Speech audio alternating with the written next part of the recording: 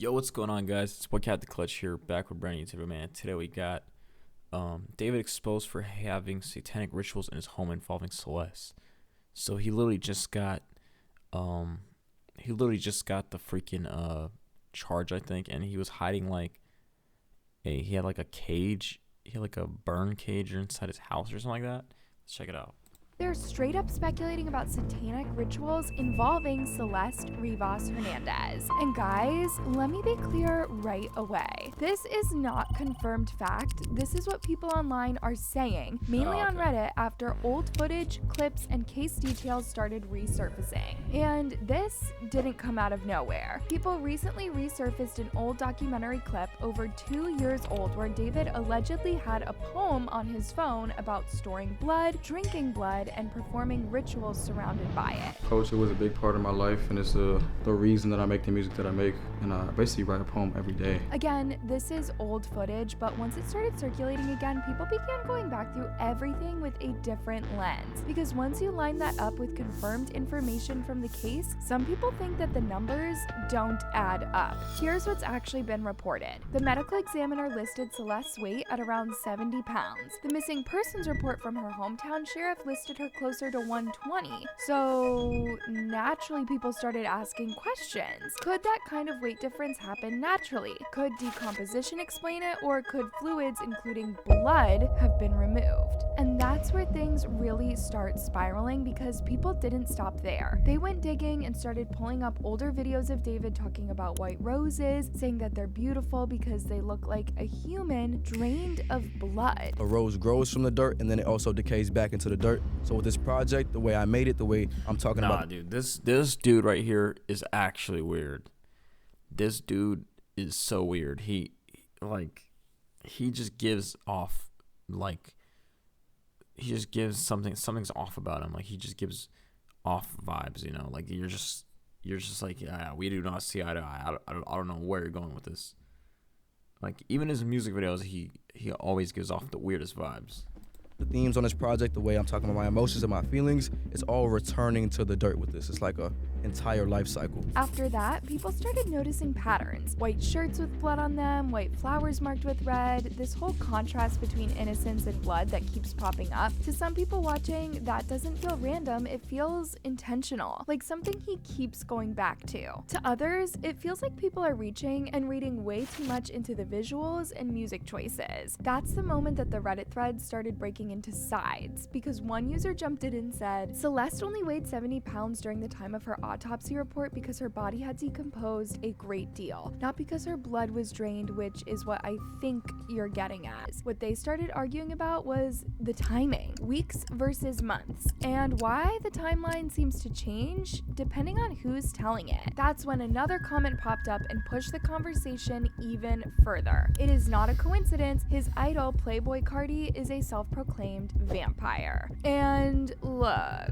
that on its own, that could mean nothing. Just music-related imagery and shock value he's always leaned into, especially since Playboy Cardi has been playing with that vampire image for years.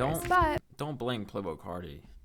When people are already talking about blood poems, ritual language, white roses, white clothing stained red, and now vampire symbolism. Now, instead of stopping there, people went back and looked at David's own writing, his journal, the notes that came with Withered's scrapbook, and that's where things started feeling way more personal. The first page literally opens with, "Welcome to Witherhead," and right away he starts talking about himself, what he was going through, how everything around him shaped him, how personal this whole project was. It reads like someone setting the mood before you even hear the music. I've got the journal. I've got David's secret journal.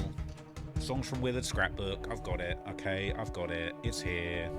It's bad. It's bad, right? It's bad. Then you get to the first track, Atomic Land, and this is where people really started paying attention. He explains that the song is about being delusional in a relationship, depending more on the idea of someone than what was actually happening. Letting that rush take over, making choices he knew weren't smart, building this version of the connection that wasn't real. That's not casual breakup talk, that is someone admitting that they lost perspective and knew it while it was happening. Then Sky comes right after, and that tone doesn't get lighter at at all. He talks about feeling like everything is falling apart, feeling misunderstood by the people closest to him, feeling like something is wrong with him because he can't explain his emotions properly. He even mentions feeling talked down to by someone he loves because he can't keep it together. And reading that back to back, it doesn't sound like someone healed and is looking back. It sounds like someone writing while they are still stuck in it. Now, as shocking as all of this sounds, this is where things need to be grounded for a second, because despite this outrage, the theories, and people online calling for it non-stop, David has only been named a person of interest. For months now, people have been demanding his arrest, saying it should have happened already, saying that the evidence is obvious, and yet, here we are. Yeah, they gave him too much time to get, like, lawyers and whatnot, you know? But, yeah, now I think he's finally charged. And it still hasn't come to pass. That gap between public outrage and legal action, that's part of why this conversation keeps getting louder. But here's where some people say the focus might be misplaced. Because while everyone is laser focused on tying David to the death of Celeste, asking a different question. What about the fact that he was dating a minor? That part gets brushed off way too easily. I media trained you. That's controversial. It's controversial of kids. From there, I understood that they were probably in a relationship. He was 20 and she was 15, but they probably started a long time before. Police keep saying, well, no one knew how old she was, or they thought that she was older, but that doesn't erase the situation. Dating someone under the legal age isn't a small detail, and some users feel like it's being ignored because people are chasing something bigger. Even some of David's friends have claimed that they thought Celeste was in college, that she was older, and that they didn't know. But Reddit users have pushed back hard on that, saying that there is no way everyone in that tight circle didn't know, especially not the people closest to him. Names like Asia Collins and Neo keep coming up because people are saying if anything truly dark or ritual related was happening, even hypothetically, then someone else had to know, or at the very least saw something and said nothing. Worst case scenario, some think others may have been involved. No, yeah, someone most definitely had to know, dude. There's no way no one knew.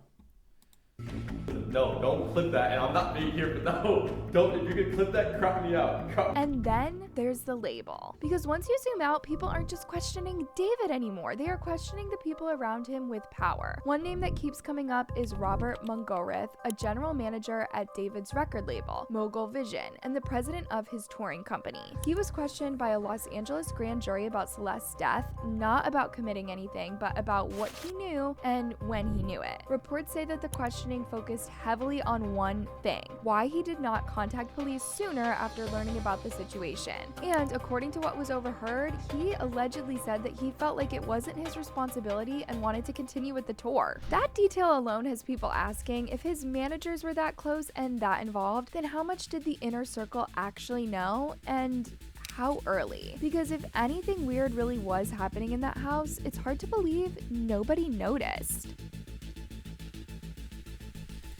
Yeah, man, I don't know why this video did not mention it, but I think he just got the murder charges. I could literally show it.